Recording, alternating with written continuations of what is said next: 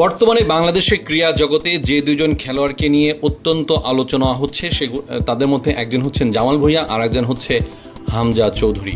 আপনারা সবাই জানেন হামজা চৌধুরী বাংলাদেশে এসেছেন ইন্ডিয়ার বিপক্ষে খেলার জন্য। এই হামজা চৌধুরীর ঝুলিতে উনি বেসিক্যালি ইংলিশ প্রিমিয়ার লিগের প্লেয়ার, বাংলাদেশের ছেলে, হবিগঞ্জের ছেলে। এই হামজা চৌধুরীর ঝুলিতে যে কয়েকটা অর্জন আছে তার মধ্যে একটি হচ্ছে এফএ কাপ এবং ইংলিশ সুপার কাপ।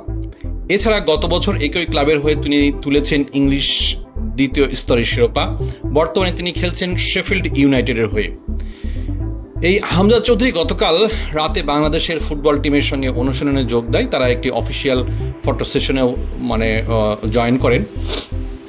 তাকে নিয়ে অত্যন্ত উচ্ছ্বসিত বাংলাদেশের ফুটবল প্রেমীরা।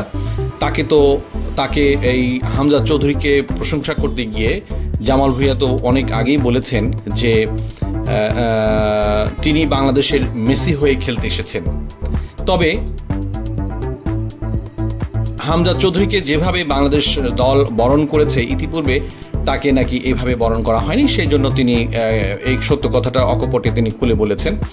আপনারা জানেন 2013 সালে প্রবাসী ফুটবলার হিসেবে জামাল ভুঁইয়া বাংলাদেশের ফুটবল দলে অভিষিক্ত হয় এবং আগামী 25শে মার্চ ভারতের বিপক্ষে বাংলাদেশের টিমের হয়ে এই দুইজন স্টার প্লেয়ার বাংলাদেশের পক্ষে খেলবেন এবং এই নিয়ে বাংলাদেশের ক্রীড়ামোদীদের মধ্যে ব্যাপক উৎসাহ উদ্দীপনার কমতি নেই। এদিকে হামজা চৌধুরী বাংলাদেশের টিমের সঙ্গে জয়েন করার পর তিনি বলেছেন, জামাল সহ আরও অনেকে জাতীয় দলে দীর্ঘদিন ধরে খেলছে, তাদের কাছ থেকে আমিও অনেক কিছু শিখতে চাই। তবে যাই হোক দর্শক, এই দুজন সম্পর্কে আপনাদের কোনো মতামত থাকলে অবশ্যই এখানে পেশ করুন। আপনাদের মধ্যে শ্রেষ্ঠ মতামতটিকে নিয়ে আমরা পরবর্তী পর্যায়ে আলোচনা করব এবং আমাদের চ্যানেলটি সাবস্ক্রাইব করবেন। চট্টগ্রামের মৎস্য ব্যবসায়ী হিসাবে নারায়ণগঞ্জের সিদ্ধিরগঞ্জের 10তলা বিল্ডিংয়ের 3 তলাতে একটি ফ্ল্যাট ভাড়া নেন রোহিঙ্গাদের সশস্ত্র গোষ্ঠী আরাকান রোহিঙ্গা সালভেশন আর্মি অর্থাৎ আরসার প্রধান আতাউল্লাহ ওরফে আবু আম্বার জুম্বানি। তিনি মূলত চিকিৎসার জন্য এখানে এসেছেন বলে ভাড়া নেওয়ার সময় তিনি উল্লেখ করেন এবং তিনি যে ফ্ল্যাটটি ভাড়া নিয়েছিলেন সেই ফ্ল্যাটটি প্রথমত আপাতত একটু ছোট ছিল। পরবর্তীতে তার ওখানে যখন লোকজনের আনাগোনা বেড়ে যায় তখন তারা ওই ভবনের 8ম তলায় একটি বড় ফ্ল্যাটে 20,000 টাকার ফ্ল্যাটে তারা ওঠেন। খবরে প্রকাশ গত সোমবার দিবাগত রাত 1:30টার দিকে সিদ্ধিরগঞ্জের ভূমিপল্লী আবাসিক এলাকার 6 নম্বর সড়কের 10তলা ভূমিপল্লী টাওয়ারের 8ম তলা থেকে আতাউল্লাহ ও তার পরিবারের সদস্য ও সহযোগী সহ মোট 6 জনকে গ্রেপ্তার করে র্যাব। এ সময় আতাউল্লাহর শিশু সন্তানরাও তার সঙ্গে ছিলেন। ওই দিনই ময়মনসিংহের অন্য একটি জায়গা থেকে একই গোষ্ঠীর অর্থাৎ আরসার বাকি 4 জনকে সহ টোটাল 10 জনকে গ্রেপ্তার করে বাংলাদেশের র্যাব। গ্রেপ্তারকৃতদের মধ্যে 3 থেকে 8 বছর বয়সী 5 শিশুকেও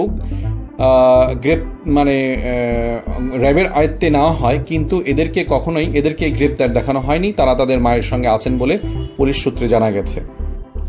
এদিকে নারায়ণগঞ্জের সিদ্ধিরগঞ্জ থানার ভারপ্রাপ্ত কর্মকর্তা শাহিনুর আলম বলেন, আরসার প্রধান পাহাড় থেকে পড়ে ঘাড় ও কাঁধে ব্যথা পেয়েছে এবং তিনি মূলত চিকিৎসার জন্যই এখানে বাসা ভাড়া নিয়েছেন বলে প্রাথমিকভাবে জানতে পেরেছেন। তবে তিনি আরও বলেন, রিমান্ডে নিয়ে জানা যাবে তারা আসলে কী উদ্দেশ্যে এখানে এসেছিল, তাদের কি পরিকল্পনা ছিল, এই সমস্ত কিছুর রহস্য উদ্ঘাটন করা যাবে বলে মনে করা হচ্ছে। এলাকাবাসী জানান যে তারা কখনোই কারোর সঙ্গে মিশতেন না এবং বাড়ির যিনি গার্ড ছিল তিনিও বলেছেন যে তারা কোনো সময় খুব একটা বেশি বাইরে যেতেন না। তবে তাদের মধ্যে একজন মাত্র বাজার করার উদ্দেশ্যে বিভিন্ন সময় বাজারে টাজারে যেতেন এবং এই আনসারুল্লাহর আরসার যিনি প্রধান, এই ভদ্রলোক মূলত বাসার মধ্যেই বেশি সময় কাটাতেন।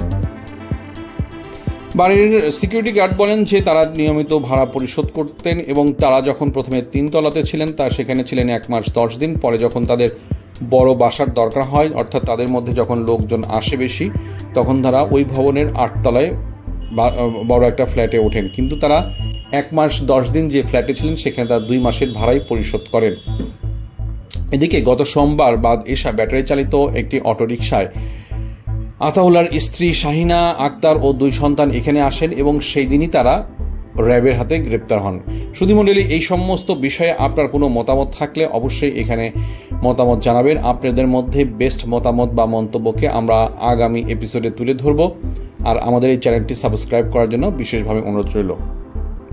ধন্যবাদ।